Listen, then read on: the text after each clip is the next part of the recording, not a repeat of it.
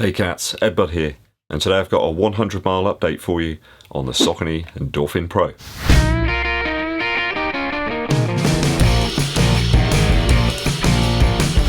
Hey viewers, Ed Neon Bud here. You'll remember me from shows such as Fuelcell Rebel version 2 initial review and running shoe yay or nay. Today I'm going to furnish you with burning facts surrounding the SAUCONY Endorphin Pro at 100 miles. So with that Pro seeing some recent discounts due to the release of the second version, I thought it was about time for me to get it up to that 100 mile point. I can put these aside now and deliver my final verdict, like some sort of midsole jury. So 100 miles down on these, 160 kilometers total, the White Mutant variant. Remember that?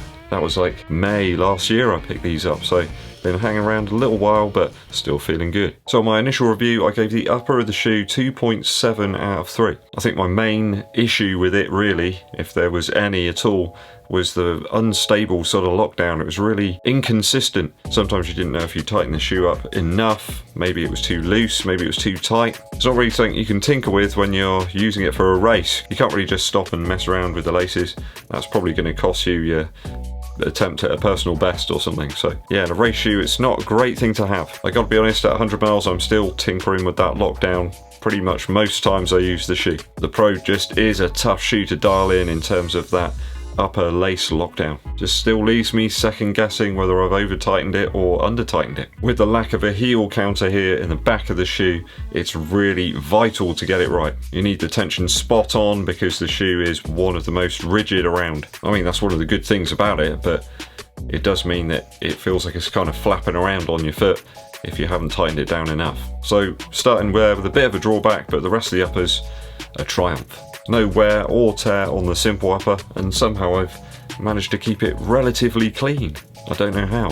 That suede piece on the tongue there really does work a treat. It prevents any real soreness from the laces, and I've got to say that breathability of the shoe is absolutely on point. A superb one to use in very hot conditions. It's so ventilated at the front here, and overall the material's just very thin, but yet strong. I've got to say the shoe's upper, aside from the lockdown issues I've had, does feel very well designed, and it does look a little bit like an 80s action movie VHS best of. So I think I'm going to go with a 2.6 out of 3 after 100 miles for the upper score, just let down a little bit by that inconsistent lockdown. Guys, if you're enjoying the videos and you haven't done so yet, please hit that subscribe button and click the bell below for notifications and help the channel out with a thumbs up like. Midsole now. The Power Run PB pellets that produce the propulsive power in the Pro make this shoe last the test of time like a midsole Marty McFly. Yes! I did it. I found that the midsole does pack out a little bit over time, certainly where I've just put the new version of the Pro 2 on foot to feel the difference, and yeah, it does pack out a little bit over time. It's not to say it's a worse feeling. I actually feel that the midsole here is actually a little bit more controllable actually after 100 miles. You got very forgiving feel with the Power Run PB. It's a little bit denser than Zoom X, certainly a little more stable and controllable than Fuelcell. Maybe it's more Vata than Duracell. It's quite far detached actually from the squash and the squeeze you get from Zoom X or Fuelcell. Oh, won't you help me please? The shoe sanctuary is a squash and a squeeze. It's also very consistent actually over the full length of the midsole, and it's shown no signs of squeaks or squeals as I got in the Endorphin Speed after it got wet. That was a darn good deluge of dreary precipitation.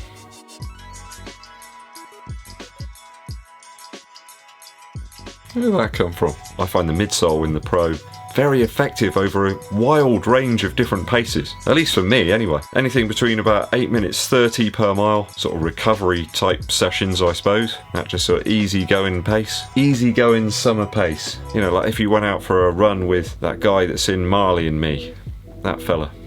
Just be easy going pace. Talking, chatting away. He seems like a reasonably good bloke. And it feels good right up to my sort of 10k pace I suppose, which is about 6 minutes 35 per mile. I'll put some conversions up because I know you cats dig them.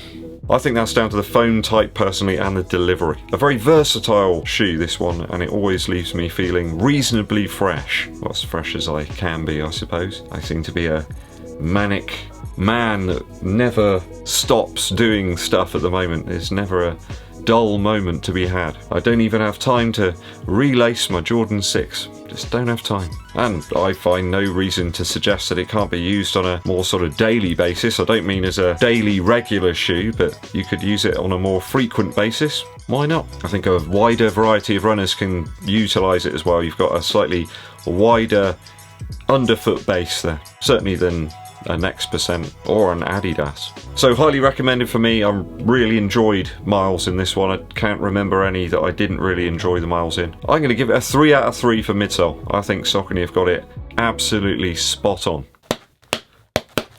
Okay, outsole now. Outsole isn't the best in the world in terms of wet conditions. It's another one very similar to the Fuelcell RC Elite 2. I gotta say though, it is absolute dynamite on dry road and concrete. That certainly is its forte, and I can't knock its durability. It looks almost exactly the same as when I took it out of the box. What's it made of, Saucony? What have you got in there? Maybe they get Chuck Norris's beard hair and mix it up with the rubber. That's what it is. You mark my words.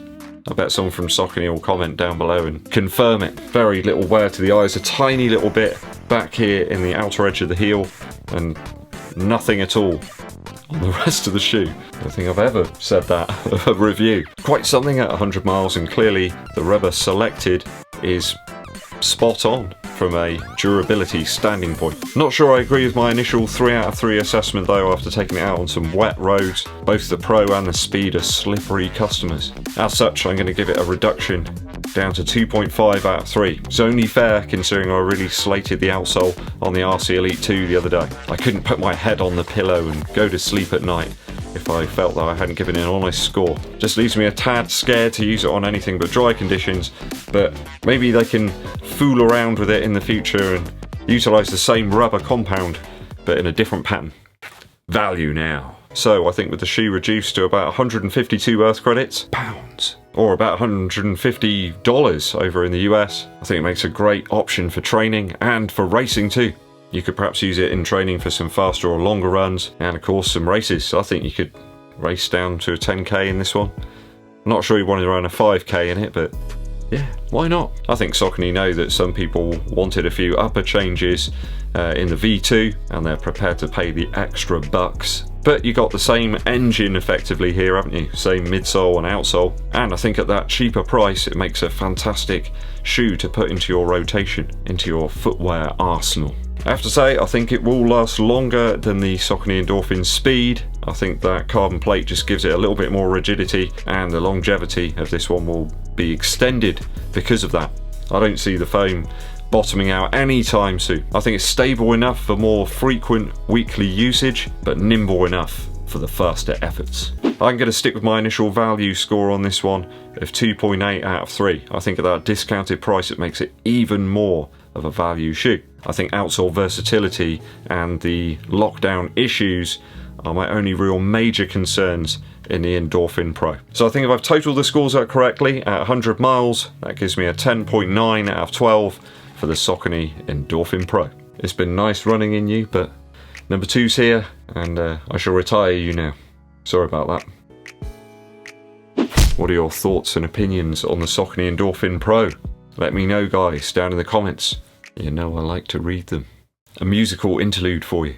I think that the Boss gets a bit of a bad rep, you know, from some of his more synthy sounding tracks in the 80s. I absolutely love the 1975 album, Born to Run. Everyone knows the title track on that one. There's some superb production on it and some blistering pace and excitement to that tune. It's a real call to arms, isn't it? Almost like a little mini opera, I suppose.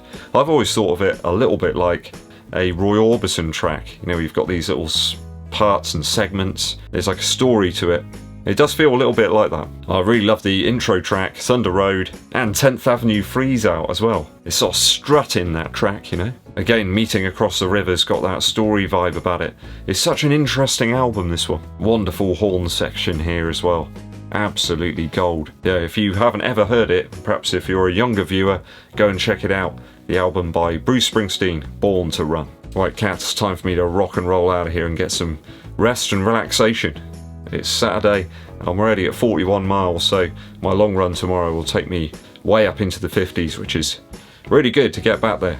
Back in the summer last year I was up there, so it's nice to be in that zone once again. If you haven't done so already, guys, please help the channel out by hitting that subscribe button and clicking the bell below for notifications of when we launch those new videos for you. And it really helps the channel out too if you give this video a thumbs up like and also share it with your running buddies.